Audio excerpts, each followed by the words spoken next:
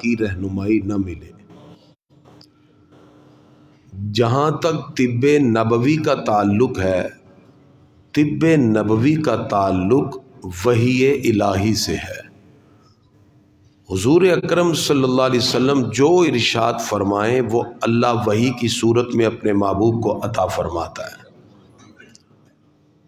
اسی وجہ سے اللہ رب العزت نے حضور اکرم صلی اللہ تعالی علیہ وسلم کی ذات اقدس ہمارے لیے ہر مقام پر رہنمائی کے حوالے سے ایک بہترین معیار بنا کے بھیجا اور ارشاد فرما دیا، لقد کان لکم فی رسول اللہ اسوۃ حسنہ، فرمایا تمہارے لیے رسول اللہ صلی اللہ علیہ وسلم کی زندگی میں بہترین نمونہ موجود ہے۔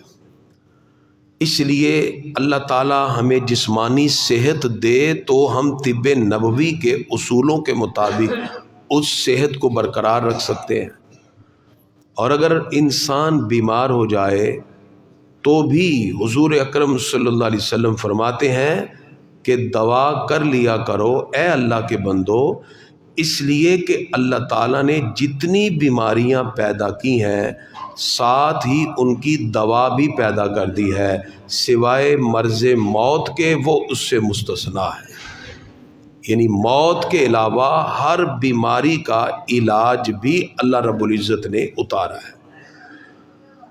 تو چونکہ اسلام دین فطرت ہے جو پوری انسانیت کے ہر شعبے میں ہماری مکمل رہنمائی کرتا ہے، اسلام کی پاکیزہ تعلیمات جہاں عقائد، عبادات، معاشرت، معاملات، اخلاق اور آداب کے تمام پہلوؤں کو احاطہ کرنے والی ہے، کیپچر کرنے والی ہے، ایسے ہی اسلام نے حفظان صحت اور تندرستی کے معاملے میں بھی معتدل ہدایات ہمیں عطا فرمائی ہے۔ سب سے پہلے ہم قرآن کی طرف آتے ہیں۔ اللہ تعالیٰ ارشاد فرماتا ہے کلو وشربو ولا تسرفو۔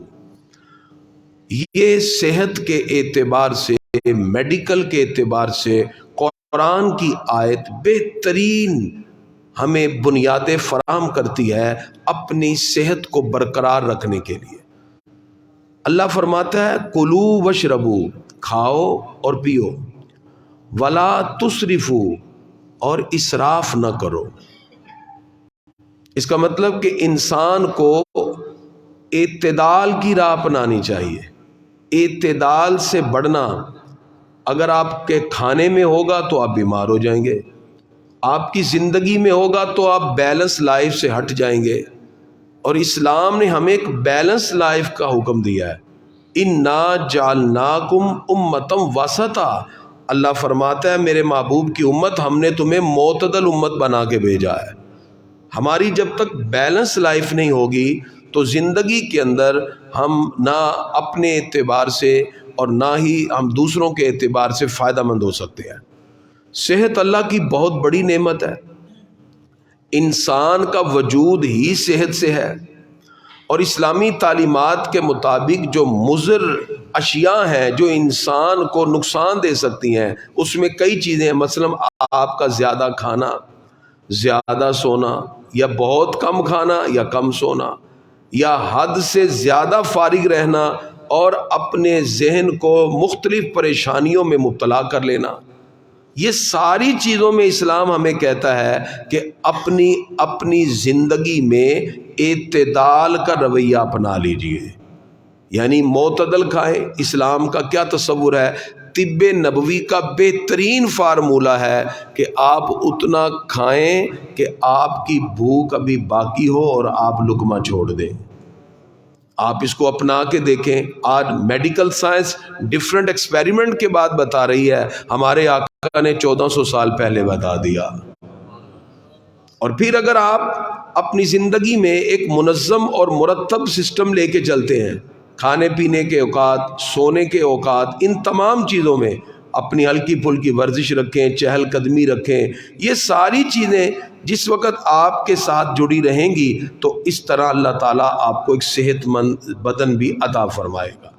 صحیح بخاری کی حدیث ہے، حضور اکرم صلی اللہ علیہ وسلم فرماتے ہیں تمہارے بدن کا بھی تم پر حق ہے اور تمہاری آنکھ کا بھی تم پر حق ہے۔ اور ایک مقام پہ فرمایا دو نعمتیں ایسی ہیں ان کے بارے میں بکثرت لوگ نقصان اور خسارے میں ہیں، یعنی ان میں سے نفع نہیں اٹھاتے۔ فرمایا ایک صحت مندی اور دوسرا بے فکری، فراغت جسے کہتے ہیں۔ صحت اللہ کی بہت بڑی نعمت ہے، صحت میں انسان چاہے تو بیٹھے بیٹھے دو دو سپارے پڑھ لے، صحت میں رات کو بندہ اٹھے اور نوافل پڑھنا شروع ہو جائے، کثرت سے نوافل پڑھیں، صحت ہے تو آپ یہ سب کچھ کریں گے نا۔ اور اسی طرح فراغت، اس انسان کے پاس اگر وقت ہو، یہ بھی اللہ کی بہت بڑی نعمت ہے، لیکن اس وقت کو یوٹیلائز کرنا یہ انسان کی اس سے بڑی دانش مندی ہے۔ اس کو چاہیے کہ اس کو اللہ کی عبادت میں گزارے۔ تو اسی لیے نبی کریم صلی اللہ علیہ وسلم نے فرمایا دو نعمتوں کے بارے میں عموماً لوگ دھوکے میں مبتلا ہو جاتے ہیں، ایک صحت اور دوسری فراغت۔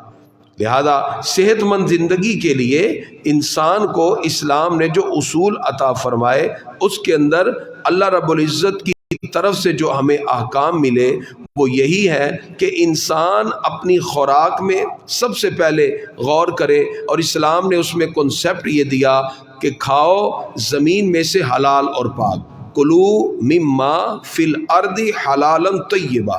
اسلام کا کنسیپٹ کیا ہے؟ حلال بھی ہو اور پاکیزہ بھی ہو۔ کیوں؟ جیسی خوراک آپ کھاتے ہیں اس کا ایفیکٹ آپ پر مرتب ہوتا ہے۔ جو قومیں ہمارے پیرامیٹر کے مطابق جو چیزیں حلال نہیں وہ استعمال کرتی ہیں، آپ دیکھیں ان کی سوچ بھی پراگندہ ہو گئی۔ اور اسلام کہتا ہے حلال بھی کھاؤ، پاکیزہ بھی کھاؤ، اس کے اثرات تمہارے اوپر ضرور مرتب ہوں گے۔ اسلام نے جہاں فرائض اور واجبات ادا کرنے کا حکم دیا وہاں روزمرہ روٹین کو بھی ایک خوبصورت طریقے سے بیان فرما دیا۔ تو کھانے اور پینے میں حلال کا تصور اور حلال کے ساتھ پاکیزہ کا تصور، اور اس کے ساتھ کیا ہوگا؟ اللہ تعالیٰ آپ کو روحانی طور پر بھی کامیابی عطا فرمائے گا۔ یہی حفظان صحت کے اصول ہیں۔ مثلا رات کو جلدی سو جانا۔ جب سے آپ دیکھیں موبائل اور سوشل میڈیا آیا، لوگ لیٹ سوتے ہیں، صبح تک سوتے رہتے ہیں۔ یہ ایسا نقصان ہے جس کی وجہ سے آپ دیکھیں انسان سٹریس میں مبتلا ہو گئے، کتنی ذہنی بیماریاں جنم لے چکی ہیں ہمارے معاشرے میں، ہم ارد گرد دیکھیں کثرت کے ساتھ۔ تو لہذا جو صحت مند زندگی ہے، جہاں غذا کی بات کریں وہاں پاکیزگی کی بات، جہاں زندگی میں اپنے جسم کو حق دینے کی بات ہے تو وہاں بھی حضور اکرم صلی اللہ تعالی علیہ وسلم نے اپنی زندگی کو پیش کیا۔ اب میں آپ کو چند منٹ میں حضور صلی اللہ علیہ وسلم کی زندگی کا خاکہ بتانے لگا ہوں۔ خدا کی قسم آپ یہ اپنا لیں، ساری زندگی صحت کی بہاریں دیکھیں گے۔ ہماری نا گفتگو کا میں مختصر ٹائم میں آپ کو حضور اکرم صلی اللہ علیہ وسلم نے ایک صحت مند اور توانا جسم کے لیے آپ نے جو طریقہ اپنایا وہ کیا؟ ایک تو صبح جلدی اٹھنا، جیسے رمضان میں ہماری روٹین ہے، کوشش کریں رمضان کے بعد بھی اللہ کرے یہ روٹین قائم رہے۔ صبح جلدی اٹھنا بہت بڑی برکتیں، اس میں آپ کے چہرے پہ نورانیت آ جائے گی۔ شیطان جو 3 گرہ لگاتا ہے نا بندے کو سوتے ہوئے، وہ گرہ کھل جاتی ہیں۔ صبح اٹھنا یہ حضور صلی اللہ علیہ وسلم کا معمول مبارک تھا، اس سے کتنی بیماریاں آپ کی ویسے دور ہو جاتی ہیں، صبح اٹھنا۔ اور آپ صلی اللہ علیہ وسلم مسواک فرماتے تھے، مسواک اگر مل جائے تو سنت ہے، مسواک نہیں تو چلو آپ برش سے دان صاف کریں، یہ ایک صحت کا اصول ہے، اور مسواک صاف کرنا۔ حضور اکرم صلی اللہ علیہ وسلم آپ کا جو طب نبوی میں خلاصہ نکلتا ہے کھانے میں، جب بھوک لگے تب کھانا۔ یعنی بعض جگہ ہوتا ہے کہ بھوک نہیں ہے، آپ کسی بھی جگہ گئے کھانا آگے آ گیا تو وہ کہتے ہیں نہیں جی نہیں چلو کوئی گال نہیں جی کھانا جو آ گیا ہے، ایسے نہیں، بھوک لگے تب کھانا۔ یہ طب نبوی کا بہت بڑا اصول ہے، حضور اکرم صلی اللہ علیہ وسلم نے یہ طریقہ سمجھایا۔ پھر پیٹ بھرنے سے پہلے کھانے کو چھوڑ دینا، یعنی ابھی بھوک باقی ہو اور کھانا چھوڑ دیا جائے۔ یہ نہیں کہ آپ اتنا کھا لیں کہ بھوک بالکل بھی ختم، اور زیادہ کھانا جو ہوتا ہے وہ آپ کے لیے یقیناً نقصان کا سبب بنتا ہے۔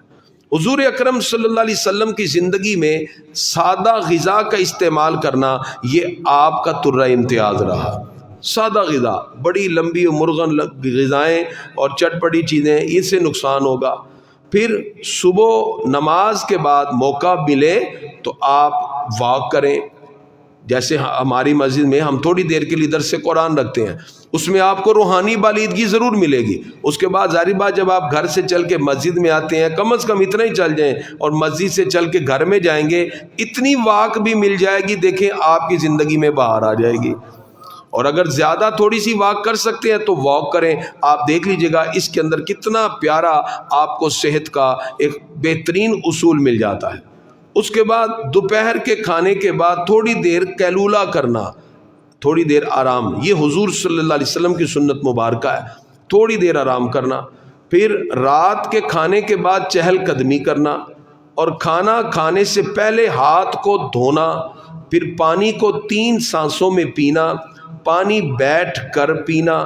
پھر دسترخوان بچھا کر کھانا کھانا. پلیٹ وغیرہ جو بھی ہو اس کو اچھی طرح صاف کر دینا. پھر کھانے کے بعد ہاتھوں کی انگلیوں کو چاٹ لینا.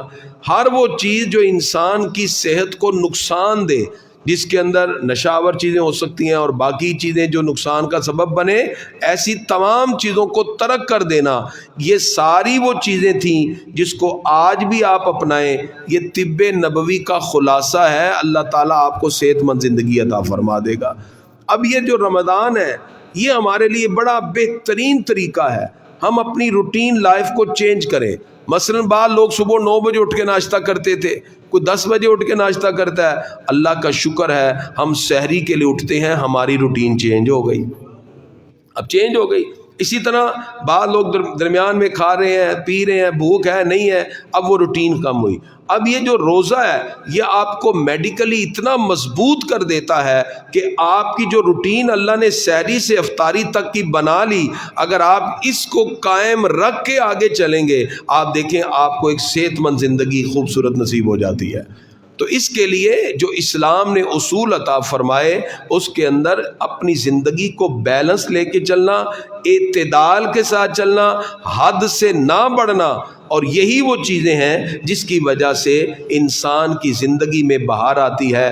اسلام کا تصور غذا حلال اور پاکیزہ چیزوں کے اعتبار سے ہے جو آپ کے جسم کو نقصان نہ پہنچائے. اور اس کے اندر ہمیں حکم یہ دیا گیا کہ ولا تسرفو، کاموں میں، کھانے میں، پینے میں اسراف نہ کرو، حد سے آگے نہ بڑھو. اور اس کے اندر یہ کانسیپٹ بھی دے دیا گیا کہ جب آپ کھانے کے ساتھ ساتھ اپنے جسم کو ٹائم دیں گے، وہ وقت پر سو جائے، وقت پر اٹھ جائے، پھر دیکھیے آپ کو زندگی کے کتنی حسین بہاریں ملتی ہیں.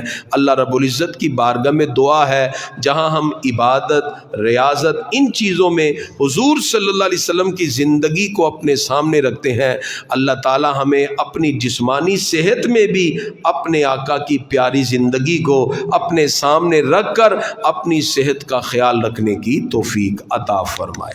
مصطفیٰ